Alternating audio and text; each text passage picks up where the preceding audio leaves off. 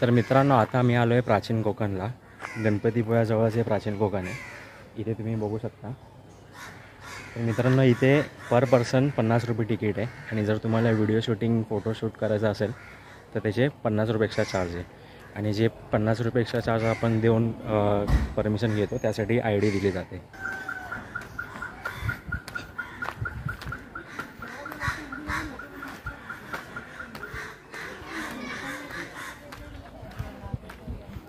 तर मित्रांनो, हे तिकीट काउंटर आहे. इथून आपण एंटर करणार आहोत.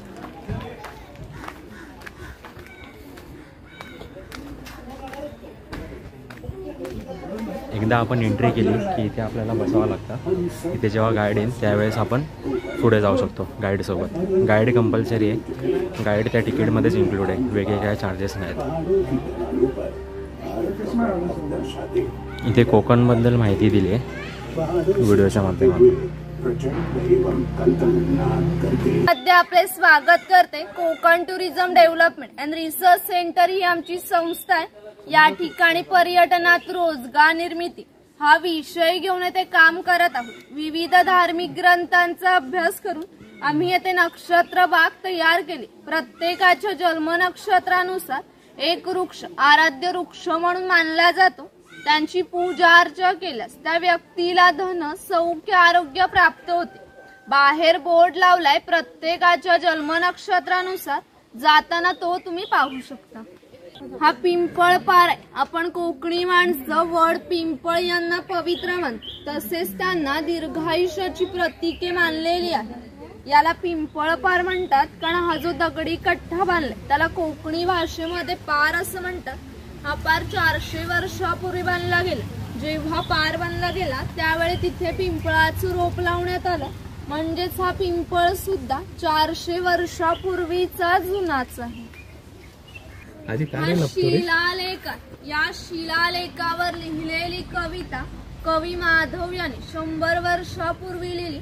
चिपळूण येथे झालेल्या पहिल्या कोकण मराठी साहित्य संमेलनामध्ये या कवितेला कोकणाची प्रातिनिधिक कविता म्हणून स्वीकारण्यात आली. या कवितेत कवींनी कोकणच्या निसर्ग सौंदर्याचे सुंदर असे वर्णन केले. या कवितेमध्ये नंदनवन हा शब्द आला. या नंदनवन शब्दाचा अर्थ आहे स्वर्गातील इंद्राची बाग. ती जितकी सुंदर आहे तितके आपले कोकणही सुंदर आहे.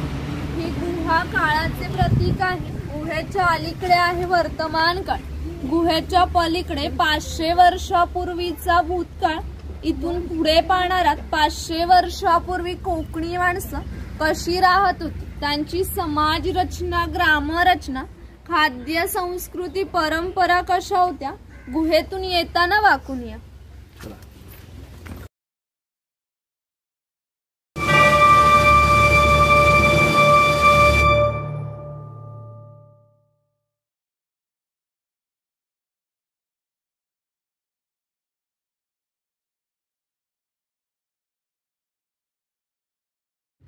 कोकमचं झाड आहे. याच्या फळांपासून कोकम सरबत व कोकम आगळ तयार केले जाते. त्यांच्या बियांपासून तेल तयार केले जाते व त्याचा उपयोग कैलास जीवन सारख्या क्रीम मध्ये केला जातो.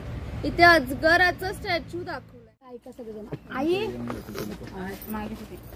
हे भगवान परशुराम आहे. आपल्या पुराणात उल्लेख आहे की हजारो वर्षांपूर्वी भगवान परशुराम होऊन गेले. त्यांनी सर्व पृथ्वी जिंकून घेतली व जिंकून घेतलेली सर्व पृथ्वी त्यांनी दान केली.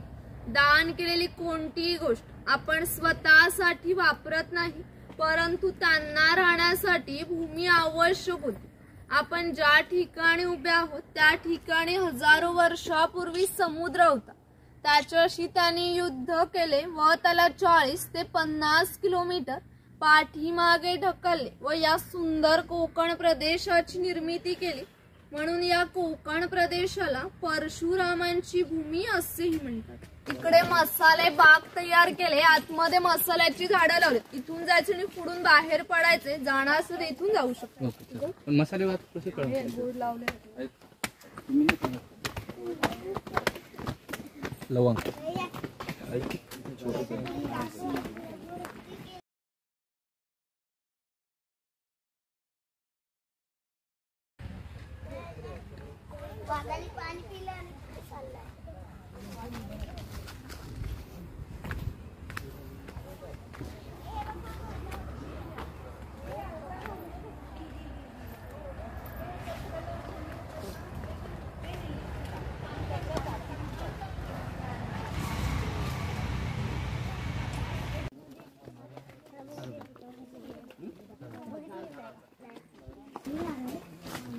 हे नारळ गणपती बाप्पा आहे.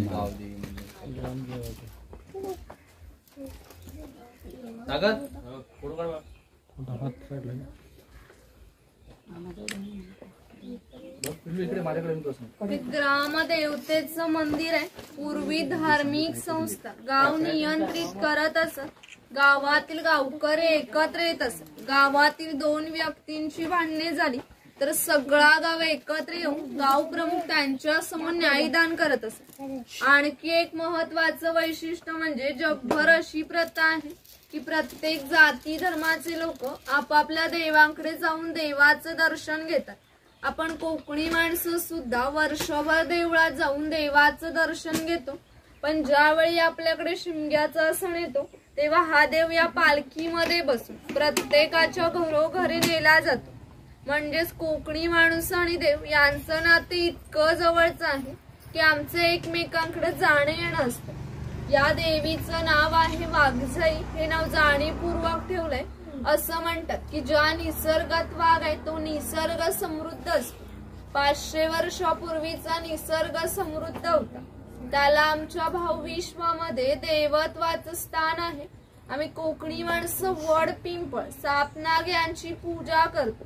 म्हणजेच आम्ही निसर्ग पूजक माणसे आहोत. म्हणून आमच्या देवीचं नाव प्रत्यक्ष निसर्गाशी संबंधित असंच ठेवलंय वाघजाई. हा चव्हाटा देव आहे. असं म्हणतात की कोकणात भरपूर भूत असतात पण कोकणवासियांची श्रद्धा आहे की हा देव त्यांच्यावर नियंत्रण ठेवतो. शिमग्याच्या वेळी या देवाला गाराणे घातले जाते. तसेच पशुबळी सुद्धा दिले जातात. इकडे वीरगळ दाखवलंय. वीर प्राप्ती लोकांचे प्रतीक.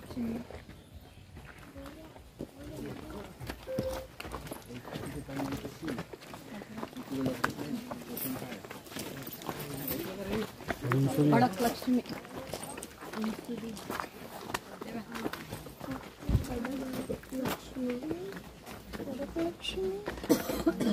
मामी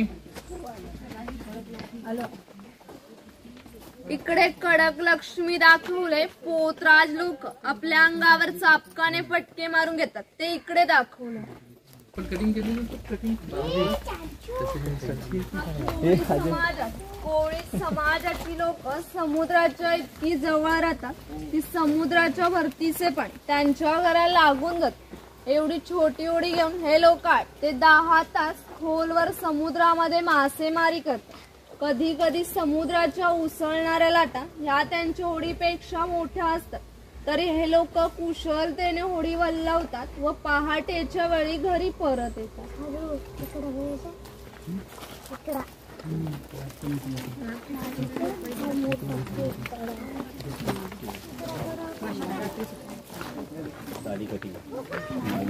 हा नाभिक आहे. पूर्वी कोकणामध्ये 12 बलुतेदार पद्धत अस्तित्वात होती. म्हणजेच नाभिक, सुतार, चर्मकार, कासार हे लोकांना घरोघरी जाऊन सेवा पुरवत असे.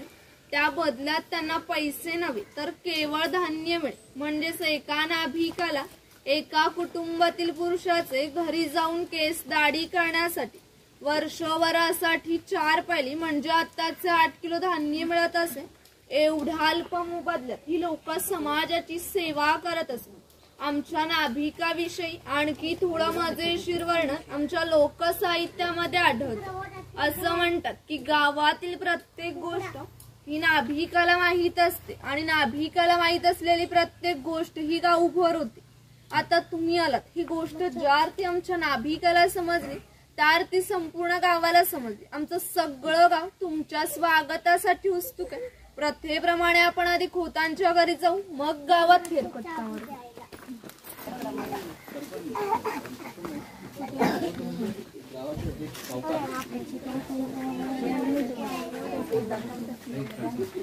हा खोत आहे राजाच्या गावातील थेट प्रतिनिधी म्हणजे खोत. धार्मिक व राजकीय बाबतीत पहिला मान हा खोतांचा असे. खोत हा गावचा प्रमुख असे.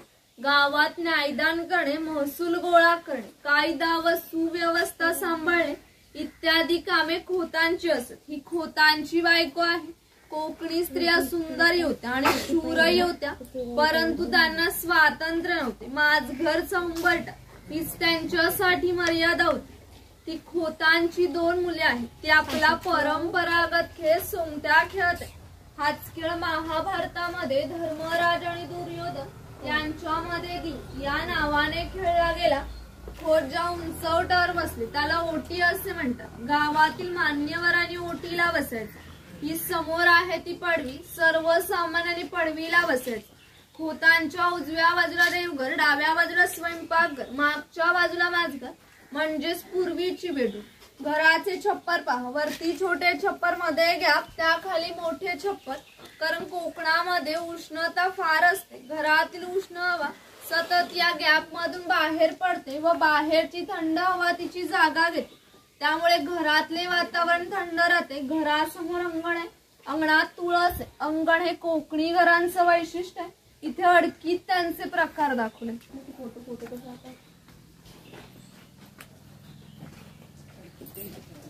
मामा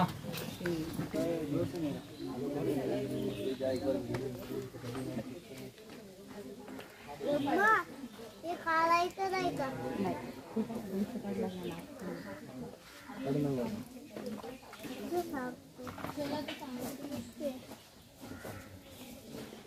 इकडे लहान मुलगा पाठाच्या पाण्यावर खेळताना दाखवलं. गौरी सरक. लक्ष्मी गणपती महालक्ष्मी बसली अगदी.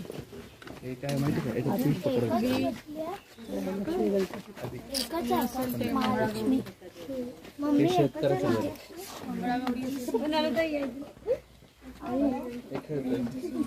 हा शेतकरी आहे, याचं गवताचं घर. याच्या अपुऱ्या कपड्यांवर जाऊ नका. आमच्या गावातले एक महत्वाचा उत्पादक घटक असे तो एकमेव धान्याचं उत्पादन करत असे आणि 12 बलुतेदार खोत राजा यांना धान्य पुरवण्याचे काम तो करत असे.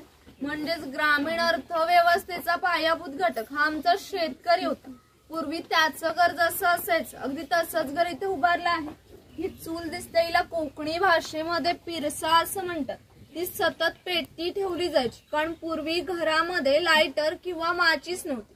शेतकऱ्याच्या बायकोला स्वयंपाक करायचा असेल तेव्हा ती इथले 2-3 निकार घेऊन स्वयंपाक चुलीत विस्तव पेटवत असे. हा विस्तव विजला तर घरात 2 गारगोट्या ठेवलेल्या असे, त्या एकमेकांवर घासून हा विस्तव करावा लागत असे. ही शेतकऱ्याची बायको आहे, ती शेतकऱ्याची मुलगी आहे. तो पाळणा शेतकऱ्याच्या घरात कायमस्वरूपी टांगून ठेवला, कारण शेतकऱ्याकडे दरवर्षी पाळणा हलत असे. म्हणजेच प्रत्येक शेतकऱ्याला 8 ते 10 मुलं असत. पूर्वीच्या काळी एकत्र कुटुंब पद्धत अस्तित्वात होती. हे उचल आहे, याचा उपयोग पूर्वी कपडे सुकत घालण्यासाठी केला जात असे. इथे गौरी गणपतीचा सण दाखवला. ही खोयणी आहे, हिचा वापर मासे पकडण्यासाठी केला जातो.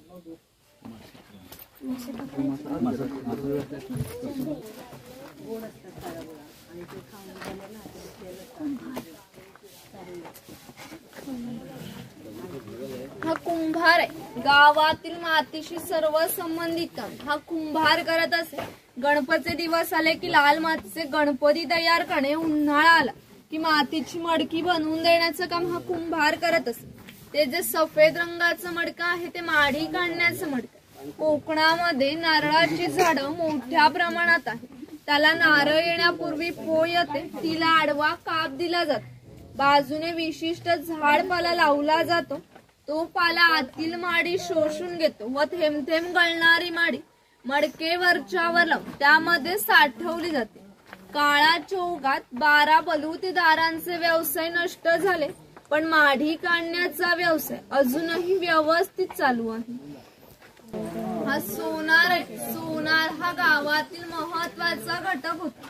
गावातील महिलांना लागणारे दागिने व विविध देवदेवतांना लागणारे दागिने हा सोनार बनवून देत असत. यांच्या अप्रतिम कलाकुसरीमुळे यांच्या दागिन्यांना जगभर मागणी होती. शिमगा, नवरात्र, अन्य वेळी ग्रामदेवतेला दागिने घालण्याचा मान हा सोनाराचा आहे. हा वाणी आहे. चौल, राजापूर, दाभोळ या कोकणातील बंदरांना 5000 वर्षापूर्वीचा इतिहास आहे. येथून निर्यात होणाऱ्या वस्तूंमध्ये हस्तकौशल्याच्या वस्तू, हस्तिदंती वस्तू, तलम, कापड, शंख, शिंपले इत्यादींची निर्यात हा वाणी करत असते. त्याबदल्यात संपूर्ण जगातून भारतात सोने येत असते. म्हणजे जे भारताने सुवर्णयुग अनुभवले त्याची प्रवेशद्वार ही कोकणची बंदरे होती. हा सुतार आहे. सुताराचे काम शेतकऱ्याला लागणार लाकडी अवजारे बनवून देणे. हा सुतार सावंतवाडीतील लोकांचे लाकडावरील कोरीव काम जगाव प्रसिद्ध आहे. त्यांच्या काही हस्तकौशल्याच्या वस्तू तुम्हाला आमच्या हस्तकला विक्री केंद्रात पाहायला मिळतील. इकडे दरवेशी दाखवलाय अस्वलाचा खेळ करणार आणि इकडे गारुडी दाखवलाय सापाचा खेळ करणार.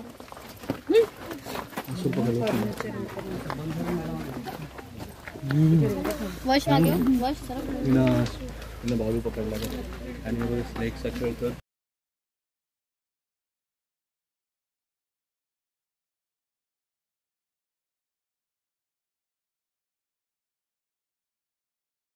लोहार आहे. शेतकऱ्याला लागणार लोखंडी अवजारे बनवून देण्याचं काम हा लोहार करत असतो. याचे वैशिष्ट्य म्हणजे कोकणात अजूनही खोत व मराठा यांच्याकडे काहीशा वर्षापूर्वीच्या लोखंडी तलवारी आहेत. त्यांना अजूनही गंज आलेला नाही. दर दसऱ्याला त्यांची पूजा केली जाते.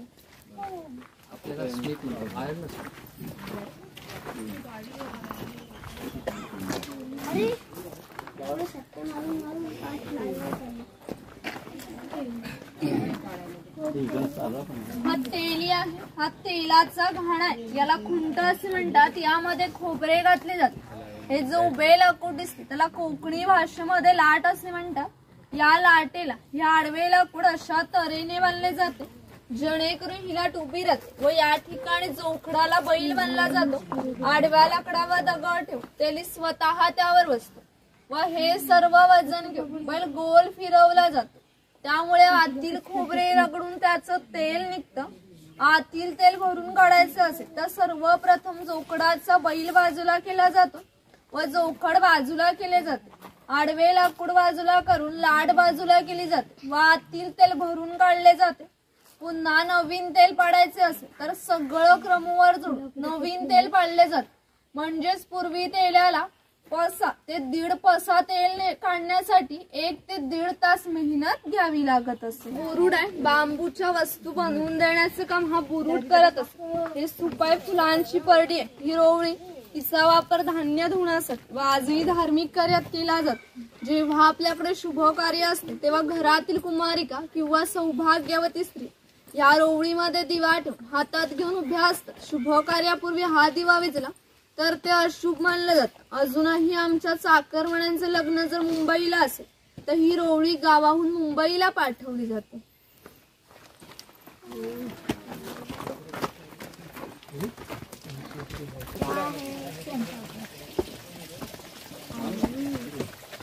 हे स्वयंपाकघर आहे. हे मोदक पात्र आहे म्हणजेच पूर्वीचा कोकणी कुकर.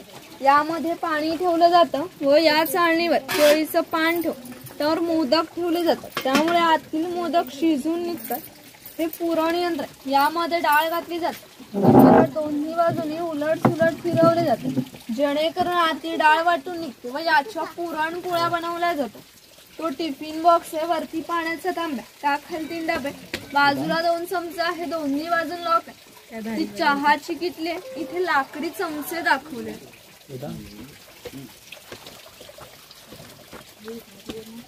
कासार आहे. मगाशी सांगितल्याप्रमाणे 12 बलुतेदार लोकांच्या घरोघर जाऊन सेवा पुरवत असत. त्याचप्रमाणे हा कासार या मुलीच्या घरी आलाय. पूर्वी कोकणी मुलींची लग्न वयाच्या 8व्या ते 10व्या वर्षी होत असत. तोपर्यंत या मुलींना बांगड्या होण्याचा कोणताही मोबदला हा कासार घेत नसे. ज्यावेळी मुलीचे लग्न होईल त्यावेळी मुलीचे वडील या कासाराला एक सोन्याचा छोटासा दागिना देत असत. या व्यतिरिक्त कोणताही मोबदला या लोकांना मिळत नसे. म्हणजेच हा कासार या मुलीला 8 ते 10 वर्ष क्रेडिट देत असे. म्हणजेच पूर्वीची समाज रचना ही एकमेकांच्या विश्वासावर आधारलेली होती. हा चर्मकार चामड्याच्या वस्तू बनवून देण्याचं काम हा चर्मकार करत असतो. याच्या जोडीला आणखी एक प्रसंग सांगतो की जो 500 वर्षापूर्वी घडला. इथून 80 किलोमीटर अंतरावर मार्लेश्वर नावाचं देवस्थान आहे. एका पर्वतामध्ये एक मोठी गुहा आहे. त्या गुहेमध्ये शंकराची पिंडी. अजूनही त्या गुहेमध्ये जिवंत साप आहे. पूर्वी मार्लेश्वर देव एका गावामध्ये राहत होते. त्याच्या गावातील लोक वाईट मार्गाने वागायला लागल्यामुळे शंकराचे पावित्र्य कमी होऊ लागले. हे शंकराला मान्य होणे शक्य नव्हते. त्याने गाव सोडण्याचा निर्णय घेतला व मकर संक्रांतीच्या आदल्या रात्री तो गावाच्या बाहेर पडला. गावाच्या बाहेर या चर्मकाराचे घर होते. चर्मकार गरीब पण श्रद्धाळू आणि नीतिवान होता. शंकराने कोणत्याही जातीपातीचा भेदभाव न करता चर्मकाराला मशाल दाखवण्याची विनंती केली. चर्मकाराने अतिथी देव भव समजून मशाल दाखवण्यास सुरुवात केली. शंकराने आज ज्या ठिकाणी मार्लेश्वर आहे त्या ठिकाणी जाऊन आपले खरे रूप प्रकट केले व चर्मकाराला दर्शन दिले. त्याला सांगितले, यापुढे मी याच ठिकाणी राहणार आहे. या गोष्टीला जवळजवळ 500 वर्ष होऊन गेली. दरवर्षी संक्रांतीला शंकराच्या मूळ गावातून पालखी निघते. तिला मशाल दाखवण्याचं काम चर्मकाराचा आजचा वंशच करतो. म्हणजेच मार्लेश्वर हे असे देवस्थान आहे की ज्या ठिकाणी जातीभेद मानला जात नाही.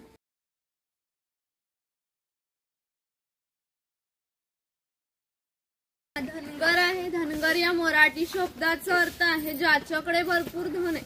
हा धनगर समाज कोकणातील इतक्या दुर्गम ठिकाणी राहत असे.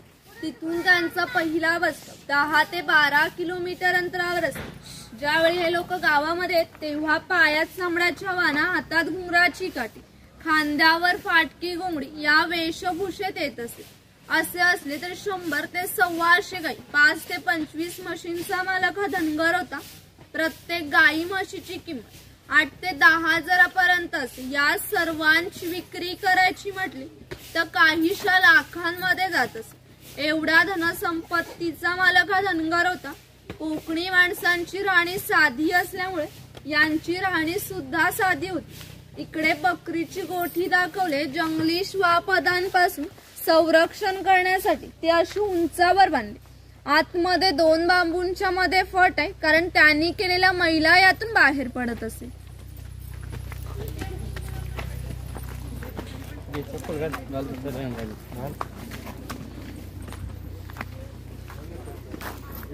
हे खैराचं झाड आहे. याच्या आतील लाल रंगाच्या खोडापासून कात तयार केला जातो जो पानामध्ये घालतात. ही कातवट्टी आहे. ते खैराचं झाड तोडलं जातं. त्याच्या आतील खोडाचे छोटे तुकडे केले जातात. पहिल्या 4 मडक्यांमध्ये पाण्यासोबत उकळवले जाते आणि जो लाल रंगाचा पाक तयार होतो तो 5व्या मडक्यामध्ये विशिष्ट तापमानामध्ये उकळवला जातो. तो पाक सावलीमध्ये सुकत घालून त्याच्या छोट्या छोट्या वड्या पाडल्या जातात. म्हणजेच कात होण्याच्या प्रक्रियेला 3 ते 4 महिने लागतात. ही माचण आहे. पूर्वी अशा माचणांचा उपयोग शिकारीसाठी आणि वॉच ठेवण्यासाठी केला जात असे. जाणार असला तर एकावेळी 3 जण चप्पल काढून जाऊ शकतात. मुखवटे घालून फोटो काढणार असला तर काढू शकता. विक्री केंद्र आहे. काही खरेदी करणार असला तर करू शकता. तिथूनच पुढे लास्ट पॉइंट आहे शंभ प्रदर्शन. त्याच्या बाजूने एक्झिट आहे. तिथे गाईड आहेत ते वेगळे आहेत.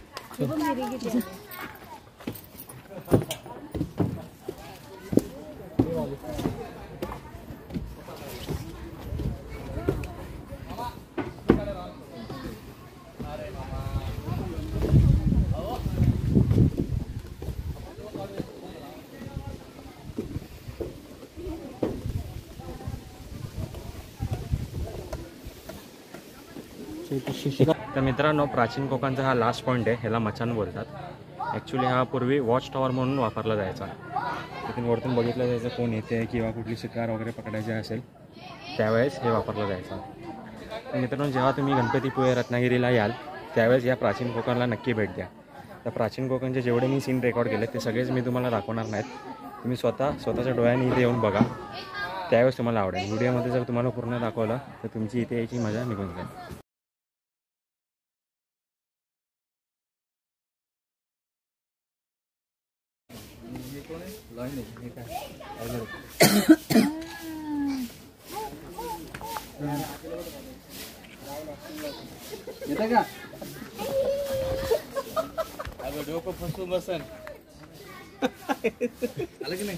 फुल सूट होते रे याला.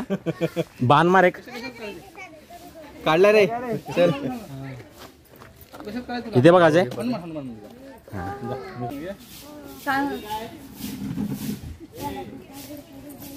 बस काढला. खुर्चीला ती बरोबर उभी राहते. एक सेकंड. मुलगी आहे ती. हा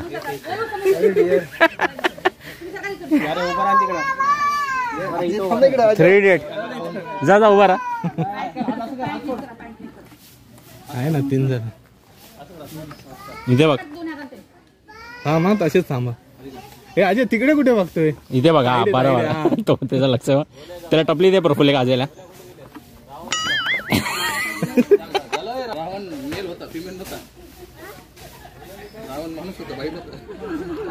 आला आला हनुमान. हा फौजे मधल्या हनुमानाचा. वानर वानर वानर सेनाचा प्रोफेशनल.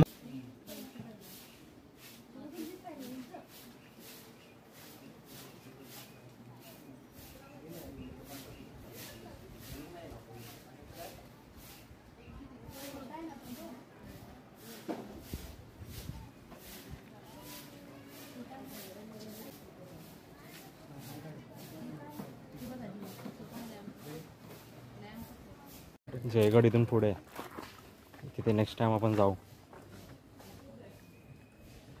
इतो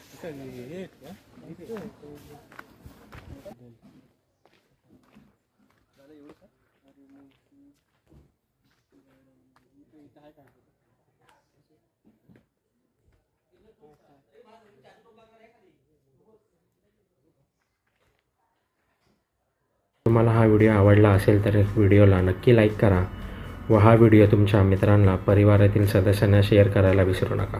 व्हिडिओविषयी काही प्रतिक्रिया असेल तर कमेंट करून नक्कीच कळवा. आणि तुम्हाला असे आणखीन नवनवीन व्हिडिओ बघायचे असतील तर आपल्या यूट्यूब चॅनलला सबस्क्राईब करायला विसरू नका. धन्यवाद.